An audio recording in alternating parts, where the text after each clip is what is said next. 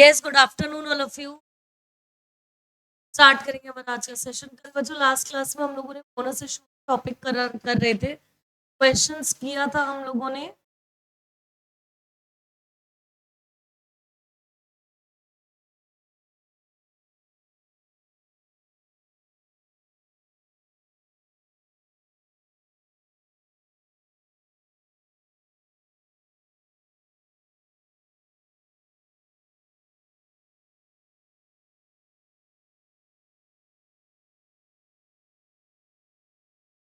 अच्छा, मुझे बताइए कौन सा क्वेश्चन करा था लास्ट। गेट बंद कर दो ना, एसी कैसे काम करेगा।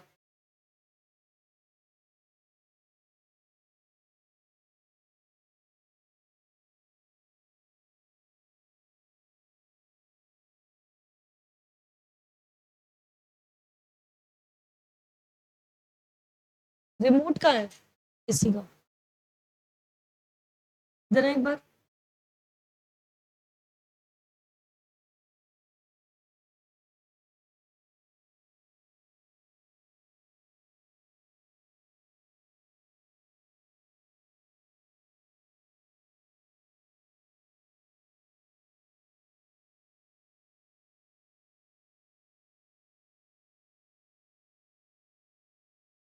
चलिए,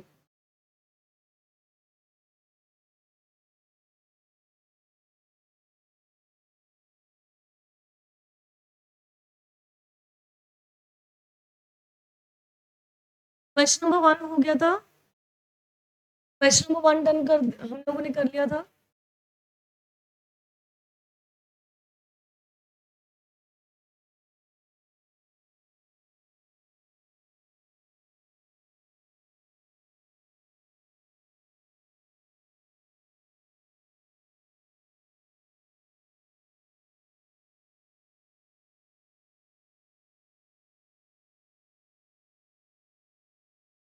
question number 2 done. Question number 3 done. Journal entries done हो चुकी है, लेकिन हमें बैलेंस शीट बनानी है। बैलेंस शीट भी बनाएंगे अभी, रुको। क्वेश्चन नंबर 4 करते हैं, बैलेंस शीट में बनवा दूंगी अभी।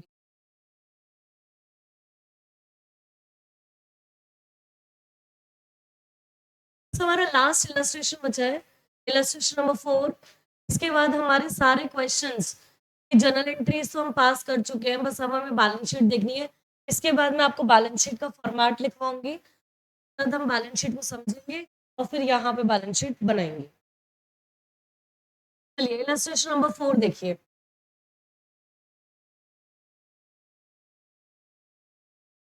इलस्ट्रेशन नंबर 4,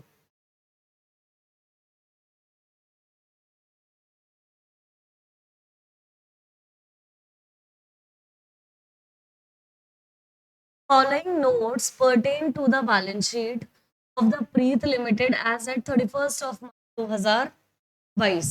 हमने क्या किया, 31 मार्च 2022 को हमें प्रीत लिमिटेड की क्या दे रखी है, बैलेंस शीट दे रखी है और नोट्स भी दे रखे हैं। शेयर कैपिटल आपको दे रखा है, शेयर कैपिटल के अंदर आपको ऑथराइज शेयर कैपिटल है जो कि 15,000। ऑथराइज शेयर कैपिटल बच्चों सभी को पता है ना, 15,000 12% शेयर 10 रुपए वाले, 1,50,000 इक्विटी शेयर 10 रुपए वाले।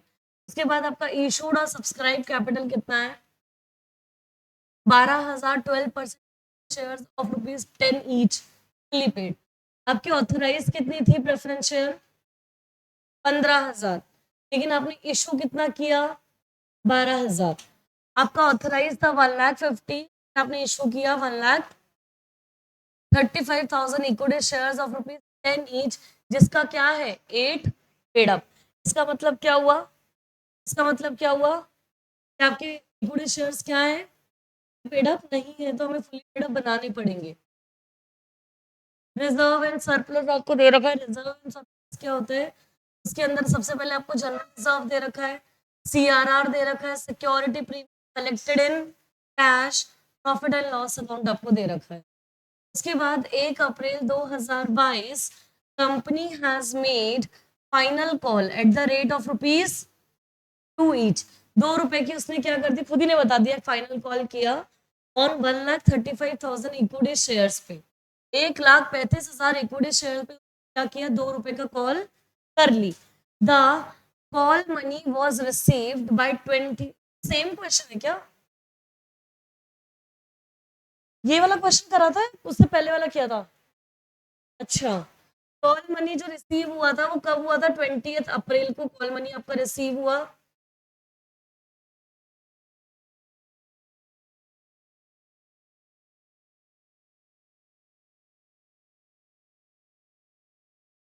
Thereafter, thereafter, the money decided, the company decided to capitalize its reserves by way of bonus at the rate of 1 share for every 4 shares held. Her 4 shares के बदले कितना बोनस दिया जाएगा? 1 bonus दिया जाएगा। Show necessary journal entries the books of company and prepare the extract. बच्चों पूरा का पूरा बैलेंस शीट नहीं बनाना, केवल एक्सट्रैक्ट बनाना है बैलेंस शीट का on 30 April 2022 after bonus issue. ठीक है, जर्नल एंट्रीज पास करें क्या? मुझे बताइए पहले आप कितना बोनस इशू करोगे? नंबर ऑफ बोनस शेयर्स एक बार मुझे कैलकुलेट करके दीजिए। Number of bonus shares, number of bonus shares निकालिए। कितना कितना आया बच्चों? 37,000, 33,750 बोनस शेयर्स आया आपका 33,750। एक शेयर कितने रुपए का दे रहे हैं हम? 10 रुपए का। तो टोटल मुझे पैसा कितना चाहिए रिजर्व से? इंटू 10 करेंगे 3,37,500। अब देखिए 3,37,500 कैसे कैसे जुगाड़ करेंगे। सबसे पहले आपका क्या आ जाता है बच्चों? सीआरआर। सीआरआर में कितना पैसा है? 60,000। मुझे चाहिए कितना टोटल? 3,33,000, 3,37,500 चाहिए, राइट? उसमें आपका 60,000 का तो आपका क्या है? सीआरआर। बच्चा क्या? उसके बाद हम कौन सा बोलेंगे? Capital reserve and security premium. Security premium में कितना है? 37,500। और उसके बाद आप पीएनएल से ले सकते हो या फिर जनरल से भी ले सकते हो। आपके पास सफिशिएंट पैसा है क्या? काम हो जाएगा हमारा। तो एंट्री पास करें क्या? जनरल एंट्री फॉर्मेट रेडी करते हैं। बहुत ही आसान सा क्वेश्चन है, इलस्ट्रेशन कल वाला क्वेश्चन जैसा ही है। Illustration number 4,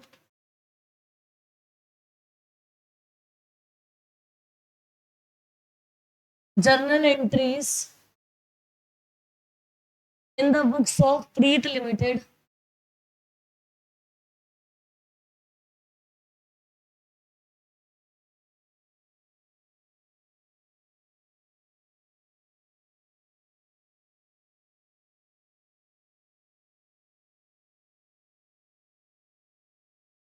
journal entries in the books of Preet Limited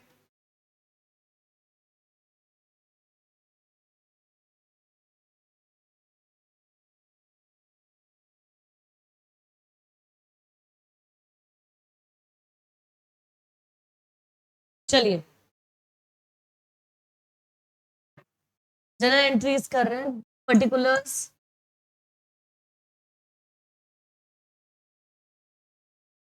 बच्चों आपकी लास्ट क्लास है क्या? हाँ लास्ट क्लास है। चलिए फाइनल कॉल की एंट्री पास करेंगे। Equity share final call account debit to equity share capital account 1,35,000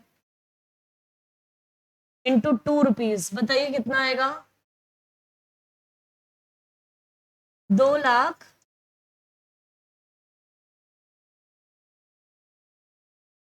उसके बाद रिसीव करने की एंट्री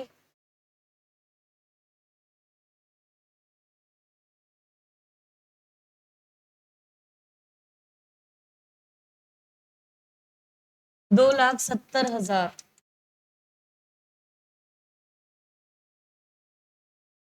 उसके बाद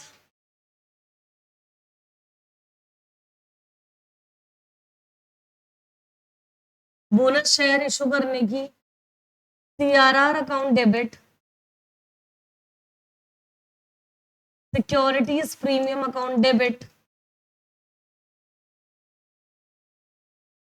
प्री रिजर्व्स में सबसे पहले हम पीएनएल काम में ले लेते हैं, पीएनएल अकाउंट डेबिट। बच्चों आप चाहें तो जनरल रिजर्व भी ले सकते हैं। To bonus to shareholder, चलिए सीआरआर में कितना पैसा है हमारे पास, सीआरआर में हमारे पास पूरा 60,000 है, 37,500, 60,000, 37,500। बताओ पीएनएल से कितना निकालना है balance, 2,40,000, 2,40,000। Bonus to shareholder हमारा कितना आ जाएगा, 3,37,500। इसके बाद bonus to shareholder account debit to equity share capital,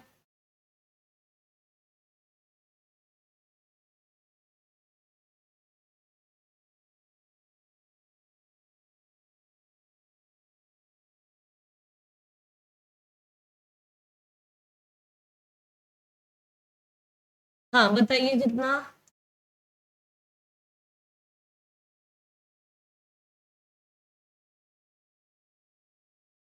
3,37,500।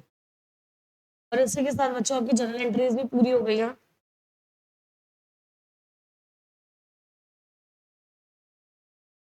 अब आपको बच्चों बैलेंस शीट बनाना सीखना है। तो बैलेंस शीट बनाने के लिए लिखिए, फॉर्मेट लिखिए एक बार। बच्चों बोनस वाला टॉपिक मेरा कंप्लीट हो चुका है। कंप्लीट मतलब बस बैलेंस शीट ही बची है, उसके बाद अदरवाइज मेरा पूरा बोनस खत्म हो गया। यहाँ से आपका राइट इशू स्टार्ट हो रहा है, यहाँ से आपका राइट इशू स्टार्ट हो रहा है, दैट इज न्यू टॉपिक है। बोनस वाला टॉपिक हो चुका है, अब हम करेंगे बैलेंस शीट। तो बैलेंस शीट अब बनाना सीखते हैं और फिर इसकी बैलेंस शीट भी बनाएंगे हम। लिखिए बैलेंस शीट का फॉर्मेट लिखिए एक बार। Format of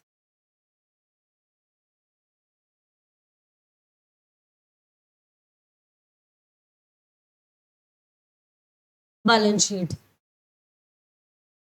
format of balance sheet लिखेंगे।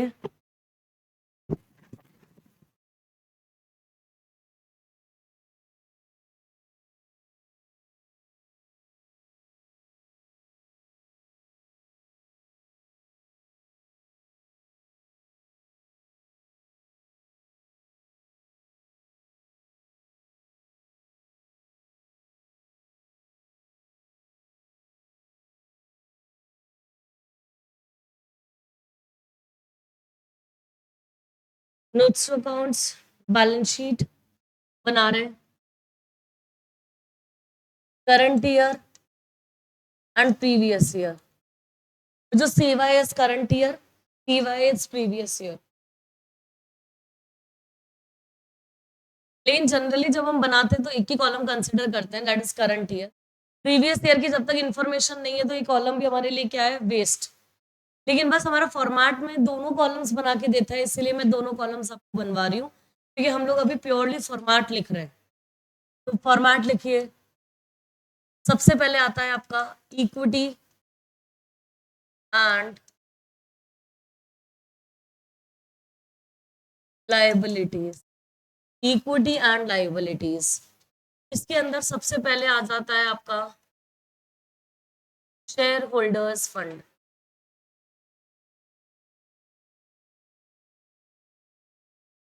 शेयर होल्डर्स फंड के बाद आता है आपका, इसके अंदर तीन आती हैं आइटम्स, शेयर कैपिटल, दूसरा आपका रिजर्व्स एंड सरप्लस, तीसरा आपका मनी रिसीव्ड,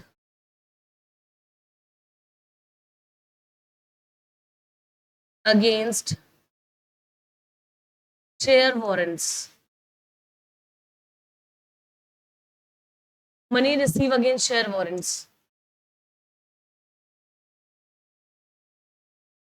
फिर उसके बाद आता है आपका second, share application money,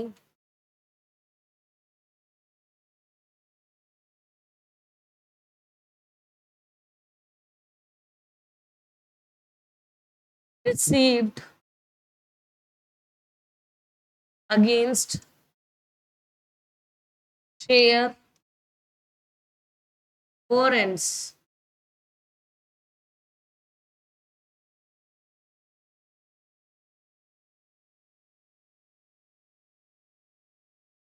against share warrants। क्या बच्चों आपने ऐसी बैलेंस शीट पढ़ी है क्या? बैलेंस शीट पढ़ी है ये वाली? कौन ऐसा है जिसने ये बैलेंस शीट नहीं पढ़ी है, जो पहली बार पढ़ रहा है? कोई है ऐसा?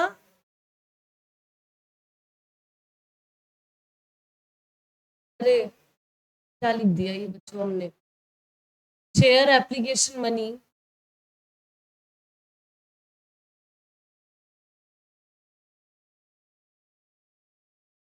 हाँ। बच्चों अब आप मुझे बताइए कि आपने क्या कभी पढ़ी है बैलेंस शीट? पढ़ी है तभी बता पा रहे हो शायद। 12th क्लास में तो सभी ने पढ़ी होगी ये बैलेंस शीट। हाँ, share application money pending allot. उसके बाद लिखिए third,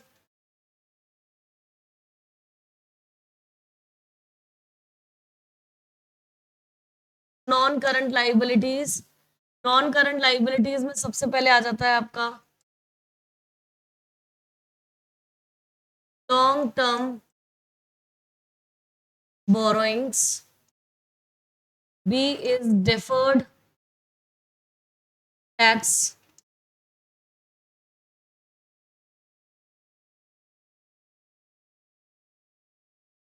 liabilities, deferred tax liabilities, C is long term provisions,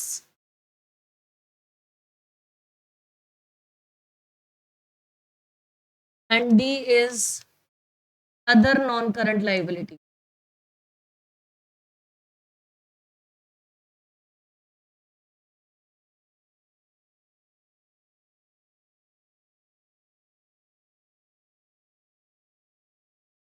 then उसके बाद लिखिए फोर्थ है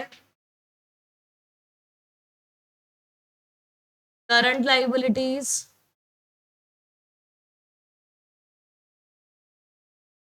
करंट लाइबिलिटीज के बाद इसमें लिखिए ए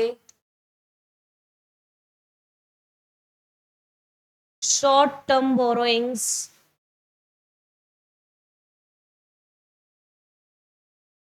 दूसरा है आपका ट्रेड पेएबल्स,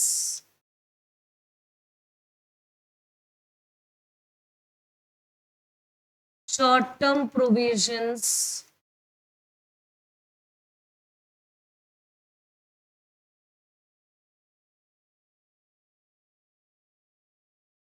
देन उसके बाद other current liabilities.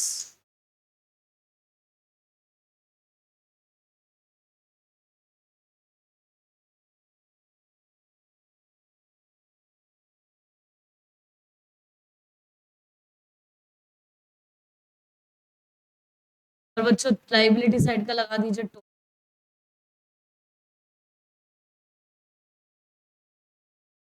Liability side का टोटल लग चुका है। ये पूरा लाइबिलिटी साइड था आपका। अब इसके बाद चलेंगे किस पे? एसेट साइड पे। तो एसेट साइड पे लिखिए यहाँ पर एसेट्स को दो पार्ट्स में डिवाइड किया गया है, non current assets and current assets. सबसे पहले लिखेंगे एसेट्स।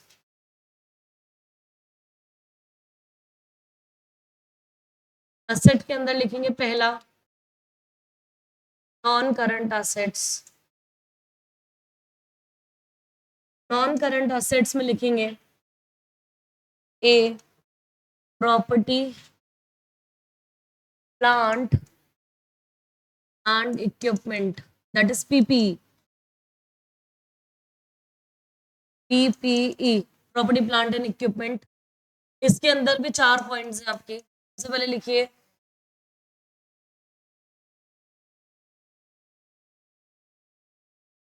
PPE and intangibles. हाँ, पीपी एंड इंटेंजिबल्स दोनों लिख लीजिए, लेकिन अंदर वही आएगा पूरा।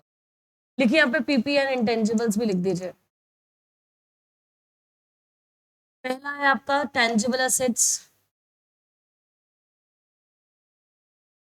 दूसरा है आपका intangible assets,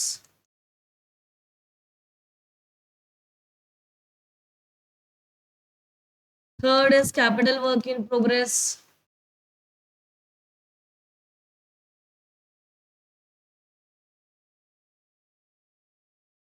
and intangible assets under development.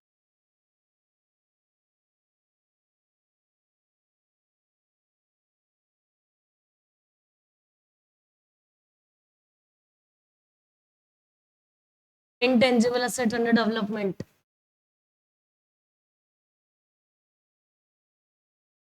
फिर आएंगे हम लोग, ए के बाद आएगा यहाँ पे बी। जो ए के ही 4 सब पार्ट्स थे, अब ए के बाद आएगा बी, नॉन करंट इन्वेस्टमेंट्स,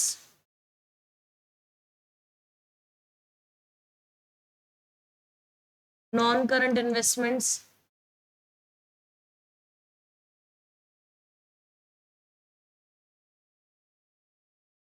उसके बाद आ जाएगा आपका लोन्स एंड एडवांसेस,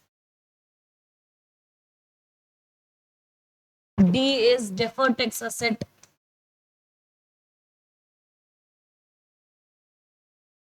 और ई है आपका other non current assets.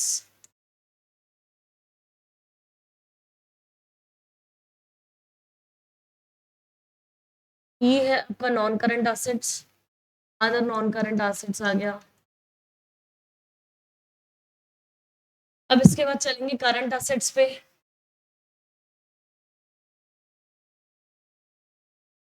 Current assets क्या हुआ बच्चों, सही चल रहा है? करंट असेट्स, करंट असेट में 4-5 चीजें हैं। पहला लिखिए इन्वेंट्रीज, सेकंड है आपका ट्रेड रिसीवेबल्स,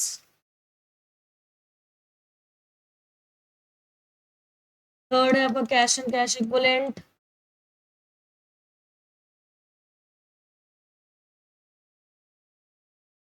फोर्थ है आपका शॉर्ट टर्म इन्वेस्टमेंट्स,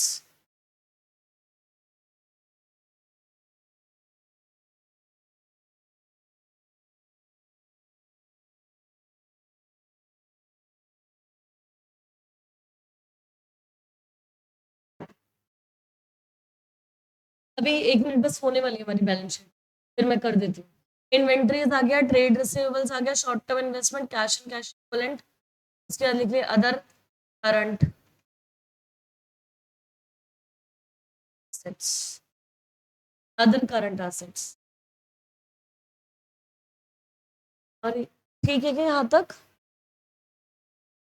फिर उसके बाद टोटल एसेट साइड की आपकी टोटल आ जाएगी। एक बार ये बैलेंस शीट कॉपी करिए, फिर मैं आपको बैलेंस शीट समझा।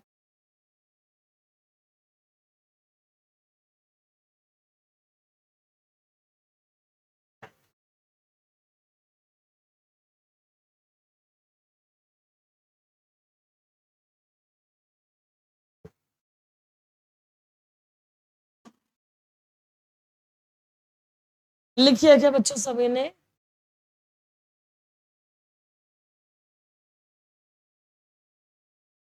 लिख लिया बच्चों सभी ने? आपने लिखा?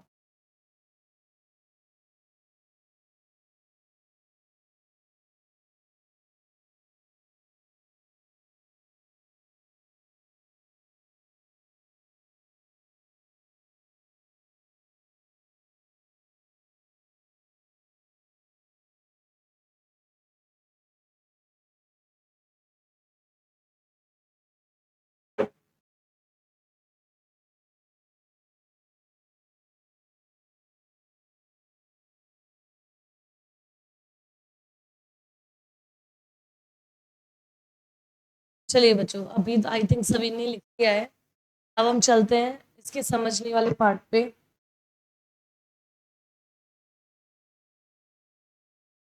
बच्चों ये कौन सी बैलेंस शीट है, कहाँ बनाई जाती है बैलेंस शीट्स? कंपनी। ये किसी सोल प्रोप्राइटरशिप या किसी पार्टनरशिप इन सभी को ये बैलेंस शीट नहीं बनानी होती। ये केवल और केवल ये नॉर्मल कंपनी, उनके लिए ये बैलेंस शीट का फॉर्मेट दिया गया है और हर कंपनी को इसी फॉर्मेट के अकॉर्डिंग क्या बनाने होते हैं, अपने बैलेंस शीट यानी फाइनेंशियल स्टेटमेंट्स बनाने होते हैं। इसमें पीएनएल का भी है और बैलेंस शीट, बच्चों पीएनएल लेकिन आपके लिए अभी रेलिवेंट नहीं है, अभी मैंने सिर्फ आपको सिखाया है बैलेंस शीट। अब बैलेंस शीट में अगर हम बात करेंगे तो बैलेंस शीट में सबसे पहले आपका आता है equity and liabilities. Equity and liabilities में सबसे पहले क्या आता है, shareholders fund. Shareholders fund के अंदर आपकी तीन चीजें आती है, share capital, reserve and surplus, तीसरा money receive against share warrants. क्या होता है ये शेयर कैपिटल? कैपिटल के अंदर क्या क्या आता है आपका, इक्विटी शेयर कैपिटल और प्रेफरेंस शेयर कैपिटल। अगर आप इनके नोट्स की बात करेंगे तो अगर नोट्स में इसका बाइफरकेशन कैसे जाता है, शेयर कैपिटल का नोट्स कैसे बनाया जाता है आपको, सबसे पहले ऊपर क्या लिखते हैं, ऑथराइज शेयर कैपिटल, उसके बाद क्या लिखते हैं, issued and subscribe share capital. आपने बनाई है ऐसी बैलेंस शीट? अभी नहीं, पहले बनाई हुई है। हाँ, उसके बाद हमारा नोट्स टू अकाउंट में authorise share capital, issued and subscribe share capital आ जाएगा, कॉल्ड अप भी, अगर आप कॉल्ड अप लिख सकते हो तो कॉल्ड अप, फिर आपका पेड अप शेयर कैपिटल आ जाता है। अगर मान लो कुछ कॉल्स इन अरियर्स है तो उस कॉल्स इन अरियर्स को आप क्या कर दोगे, उसमें से called up share, paid up share capital में से माइनस करोगे, फिर उसके बाद क्या आएगा, आपका अगर कोई अमाउंट फोर फीचर है तो उस फोर फीचर अमाउंट को क्या कर दोगे, ऐड कर दोगे, तो आपके पास टोटल अमाउंट निकल कर आ जाएगा शेयर कैपिटल का। ठीक है क्या? उसके बाद हम लोग चलते हैं बच्चों किस पे, रिजर्व एंड सरप्लस।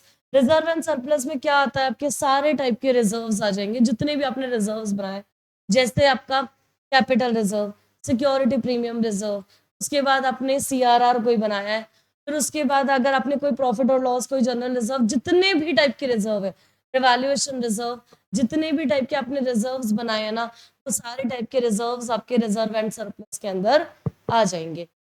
ये क्या है बच्चों, money receive against share warrants. क्या है ये money receive against share warrants, इसका क्या मतलब होता है, कोई है जो बता पाएगा? Money receive against share warrants केवल रटा ही है क्या, समझा नहीं क्या होता है ये? और और ये शेयर होल्डर फंड के अंदर क्यों रखा गया ये भी नहीं पता। शेयर होल्डर फंड के अंदर ये तीन चीजें रखी जाती है, एक शेयर कैपिटल, दूसरा रिजर्व एंड सरप्लस, और तीसरा money receive against share warrants. Money receive against share warrants है ना। Money receive against share warrants होता क्या है जो शेयर होल्डर फंड के अंदर आता है, भी कुछ बोल रहे थे आप, व्हाट इज वारंट? वारंट का मतलब अगर शेयर वारंट्स के अगेंस्ट में कोई पैसा रिसीव हो रहा है तो वो शेयर होल्डर फंड का पार्ट क्यों बन रहा है? शेयर होल्डर फंड क्या होता है?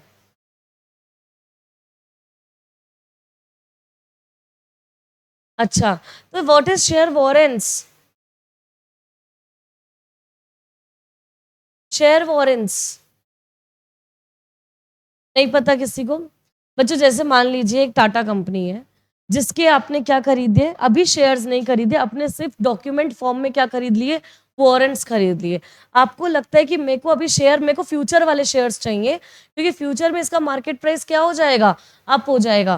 तो अब मैं क्या कर रही हूँ, फ्यूचर में जो शेयर्स लूंगी उसके लिए मैं अभी से ही आज ही क्या कर रही हूँ, एक वारंट, एक डॉक्यूमेंट क्या कर रही हूँ, कंपनी से खरीद रही हूँ, और उस डॉक्यूमेंट को खरीदने के अगेंस्ट में जो भी मैं पैसा दे रही हूँ, that is money receive against share warrant.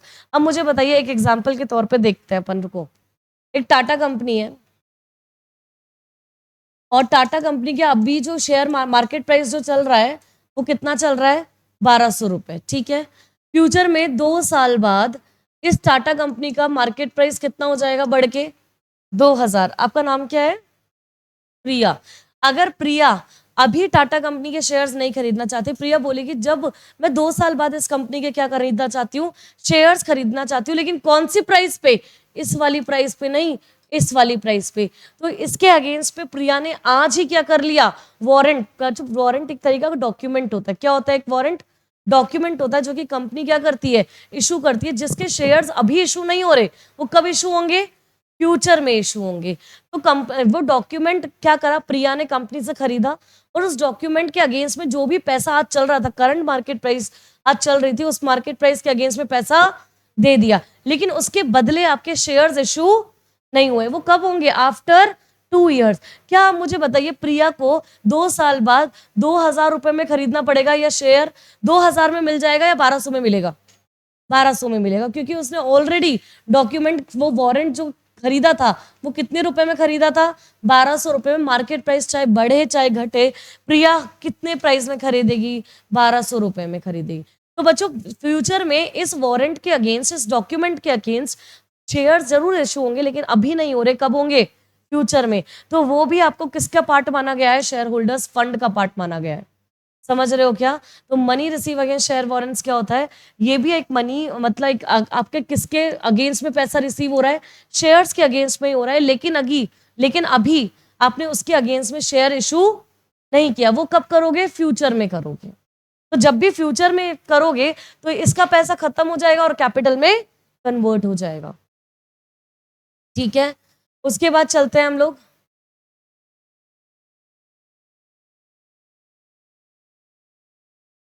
उसके बाद चलेंगे हम share application money pending allotment. जो ये क्यों रखा है अलग से एक हेडिंग में? इसका सब हेड अलग से हेड क्यों बना दिया? हाँ, तो हम तो रिफंड कर देते हैं, फिर इसका अलग से शेड्यूल क्यों बना दिया? मतलब शेड्यूल मतलब अलग से हेड क्यों दे दिया इसका? क्या? अब बच्चों देखिए, क्या होता है कि जैसे मान लीजिए आपने कोई 25 मार्च को क्या कर दिए? शेयर्स इशू करे, ठीक है। ऑब्वियस सी बात है, जिस टाइम आप शेयर्स इशू करते हो तो एप्लीकेशन मनी जब भी आपको मिलेगा तो उसके हाथों हाथ ही आप शेयर्स अलॉट नहीं करते हो, नहीं करते ना। ऑब्वियस सी बात है, 10 से 15 दिन का प्रोसेस लगता है, उसके बाद आपको शेयर्स क्या होते हैं? अलॉट होते हैं। मान लीजिए आपने ना 25 मार्च को शेयर्स इशू करे और 27 मार्च तक आपके पास एप्लीकेशन मनी भी आ गया, और आपने जो अलॉटमेंट दिया वो मान लेते हैं 1 अप्रैल को आपने, क्या 1 नहीं 4 अप्रैल को आपने अलॉटमेंट दी, लेकिन साल के बीच में आपका क्या आ गया? ईयर एंड आ गया। क्या आ गया साल के बीच में? Year and. अब जो एप्लीकेशन मनी आपको रिसीव हुआ है उसके शेयर अगेंस्ट में क्या आपने अलॉट कर दिए क्या शेयर्स? नहीं। तो ये अलग से एक हेड में दिखाया जाता है, शेयर एप्लीकेशन मनी, जिसका अलॉटमेंट अभी क्या चल रहा है? पेंडिंग चल रहा है। समझ रहे हो क्या? साल के बीच में अगर ईयर एंड आ जाता है और उसके अगेंस्ट में आपने कोई शेयर्स अलॉट नहीं करे होते, तो वो जो पैसा रिसीव होता है वो अलग से एक सेपरेट हेड में आपका दिखाया जाता है। ठीक है, उसके बाद आ जाते हैं हम लोग non current liabilities. Non current liabilities में बच्चों आपके 4 चीजें, जिसमें अगर आप ये वाला जो है आइटम डेफर टैक्स लाइबिलिटी मैं बताऊंगी, लेकिन अभी आपके इन डिटेल इतना नहीं है। जब आप इंटर लेवल पे जाएंगे ना, तब आपको ये बहुत ज्यादा अच्छे से पढ़ना पड़ेगा डेफर टैक्स लाइबिलिटी। अभी जितना रेलिवेंट है मैं उतना बता देती हूँ। अब आप मुझे बताइए, सबसे पहले तो ए वाला पार्ट देखते हैं, लॉन्ग टर्म बोरोइंग्स। इसके अंदर क्या क्या आता है आपके? लॉन्ग टर्म बोरोइंग्स, आप मतलब बोरोइंग करना मतलब समझते हो? मतलब हमने क्या किया? पैसा बोरो किया, उधार में लिया किसी से, ठीक है। लेकिन लॉन्ग टर्म पे है ये वाला, क्योंकि आपको यही चीज लॉन्ग टर्म भी दिखेगी और यहाँ पे नॉन करंट में भी दिख रही है और करंट में भी दिख रही है। नॉन करंट लाइबिलिटीज में लॉन्ग टर्म बोरोइंग्स के नाम से दिख रहा है और यहाँ पे करंट लाइबिलिटीज में शॉर्ट टर्म। तो what is the difference between long term and short term? Yes, अगर आपका बोरोइंग्स, अगर आपने 1 साल से ज्यादा का पीरियड का ले रखा है, that is called the long term borrowings. और अगर आपने कम का ले रखा है तो that considered is a short term borrowings, और वो करंट लाइबिलिटी का पार्ट माना जाता है। ठीक है, वो जो लॉन्ग टर्म बोरोइंग्स में देखो क्या क्या आ सकता है। लॉन्ग टर्म बोरोइंग्स में तो डिबेंचर्स आ सकता है, बॉन्ड्स आ सकते हैं, लोन्स आ सकता है। उसके बाद कोई आपने पब्लिक से डिपॉजिट वगैरह लिया, मतलब कुछ भी पैसा अगर आप उधार में ले रहे हो ना, वो सारा का सारा पैसा आपके कहाँ आ जाएगा? लॉन्ग टर्म बोरोइंग्स में आ जाएगा, अगर वो पेएबल है बियॉन्ड 12 मंथ्स के बाद। ठीक है, उसके बाद आते हैं बच्चों, ये मैं अभी डिस्कस करूंगी आपके साथ, long term provisions. Long term provisions क्या है आपका? जो भी आप प्रोविजन बना रहे हो, प्रोविजन आप कैसे बनाते हो? प्रोविजन आपको पता है प्रोविजन क्या होता है? क्या होता है provision?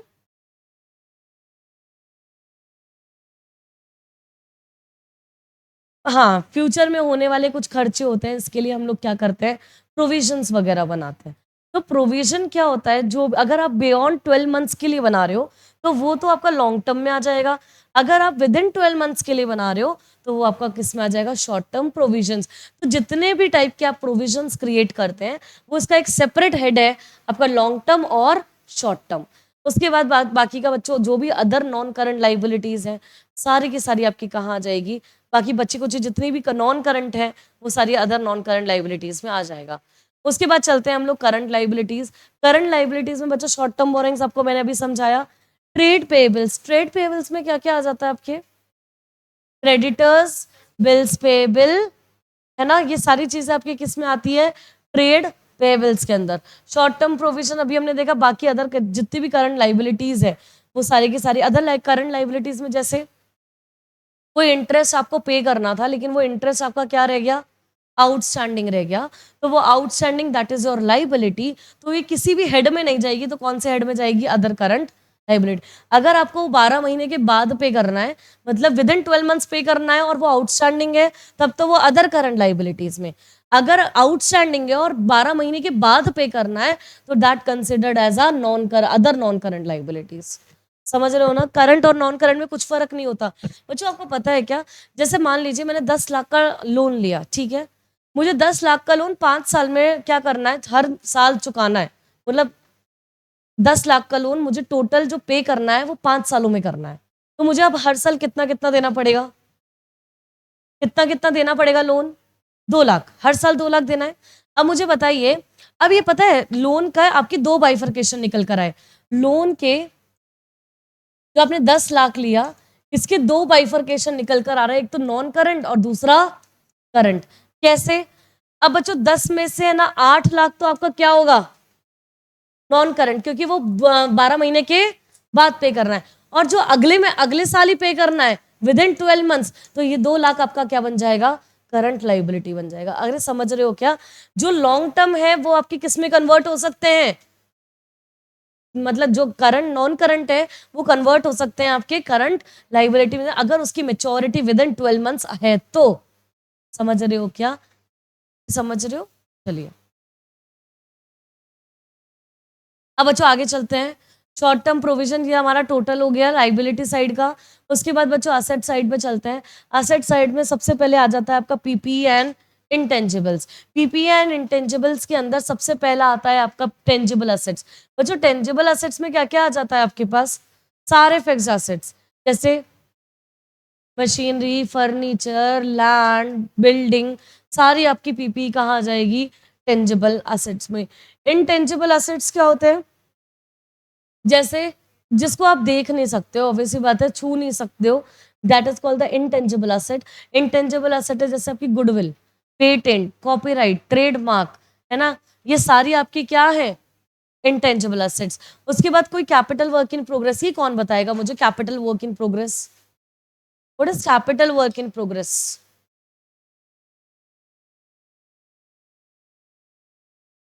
Capital work in progress.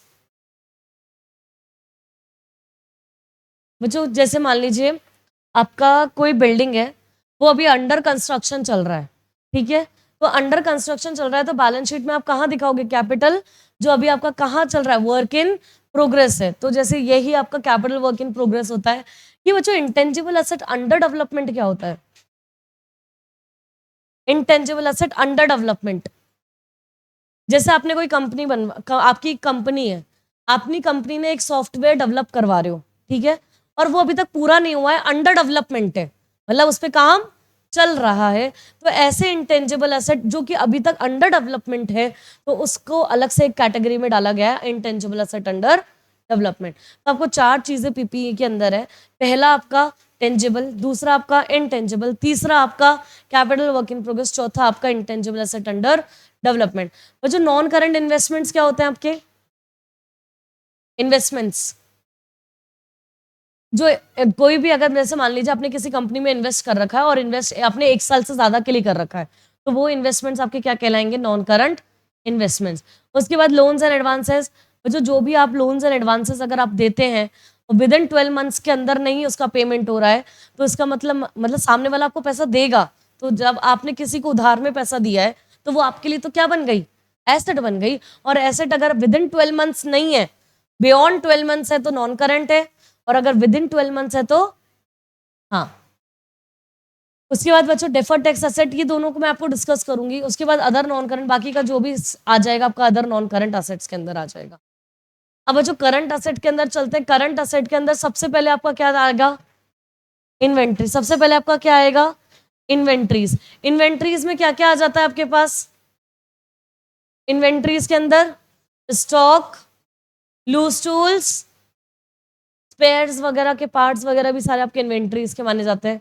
बच्चों trade receivables, debtors, bill receivable.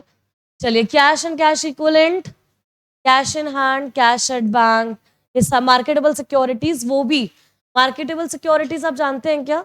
जो आपका जिसका रियलाइजेशन जो होता है वो विद इन 3 मंथ्स में ही हो जाता है, मतलब जल्दी से क्या हो जाता है, वो कैश में कन्वर्ट हो जाता है, तो वो भी किसका पार्ट माना जाता है? आपका कैश एंड कैश इक्विवेलेंट का पार्ट माना जाता है। शॉर्ट टर्म इन्वेस्टमेंट, जो आपने इन्वेस्टमेंट कर रखे हैं वो विद इन 12 मंथ्स के लिए है, that investment is called short term investment. उसके बाद आ जाता है आपका other current assets. Other current asset में यानी कि बाकी के जो भी कहीं भी नहीं आएंगे वो सारे के सारे कहाँ आएंगे? अदर करंट असेट में। एग्जाम्पल बता सकते हो क्या मुझे अदर करंट असेट का? प्रीपेड इंश्योरेंस, बच्चों एडवांस टैक्स, ये सारे क्या हैं आपके? हाँ, जैसे आपने कोई है ना सैलरी प्रीपेड कर दी तो वो भी आपके लिए क्या बन गई? Other non current, other current assets. समझ रहे हो ना? एडवांस में कोई टैक्स पे कर दिया वो भी आपका अदर करंट असेट्स। तो ये सारी चीजें आपकी कहाँ आएगी? अदर करंट असेट्स के अंदर आएगी। बैलेंस शीट सभी को समझ में आ रही है? आई थिंक बैलेंस शीट सभी को याद भी हो गई होगी। तो अब आप मेरे कहने पे एक बार ये बैलेंस शीट बना के देखेंगे क्या? बैलेंस शीट घर पे ट्राई करोगे एक बार बैलेंस शीट? अगर घर पे नहीं बनती है तो मैं यहाँ पे ट्राई करूंगी। एक बार इलस्ट्रेशन नंबर 3 की पहले तो आपको सबसे पहले किसकी बनानी है? इलस्ट्रेशन नंबर 3 की, और फिर इलस्ट्रेशन नंबर 4। इन दोनों की बैलेंस शीट आप लोग ट्राई करेंगे। कल संडे है बच्चों, तो एक बार ट्राई जरूर करना, नहीं होगी तो हम लोग क्लास में करेंगे। और बच्चों यहाँ पर सुनेंगे अगले मंडे से आपका एक नया टॉपिक स्टार्ट होगा, और वो नया टॉपिक है आपका राइट इशू, जिससे आपका एक कंप्लीट चैप्टर कंप्लीट हो जाएगा। ठीक है, तो परसों मिलेंगे राइट इशू के चैप्टर के साथ।